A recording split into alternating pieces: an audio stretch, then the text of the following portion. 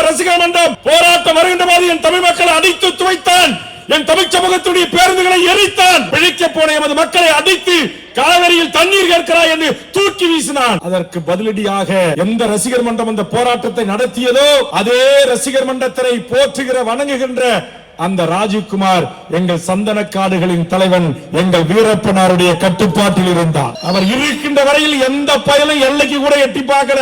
இப்ப எங்க வீரப்ப இல்ல, அந்த இடத்தை என் பிரம்மமூர்த்தி நிரப்ப வேண்டும் என்று என்னுடைய ஆசை. அவர் ஆயுதம் கொண்டு நிரப்பினார். என்னுடைய அருமை தம்பி பிரம்மமூர்த்தி அவர்களே, உங்களுக்காக உயிரை கொடுக்க நூற்றுக்கணக்கான இளைஞர்கள் இருக்கிறார்கள் என்று கேள்விப்படுகிறேன். அந்த இளைஞர்களை அரசியல் படுத்துங்கள், அந்த இளைஞர்களை தலைமைத்துவ பண்புகளுக்கு தயாராக்குங்கள். நம்முடைய கிராமங்களில் இருந்து பல்லாயிரக்கணக்கான மக்களை அணிதிரட்டுவோம். ஒகேனக்கல் பக்கம் வாட்டல் நாகராஜிகளோ கன்னட வேதியா கும்பல்களோ வருகிறதா என்று நாம் பார்ப்போம் ஜனநாயக ரீதியாக.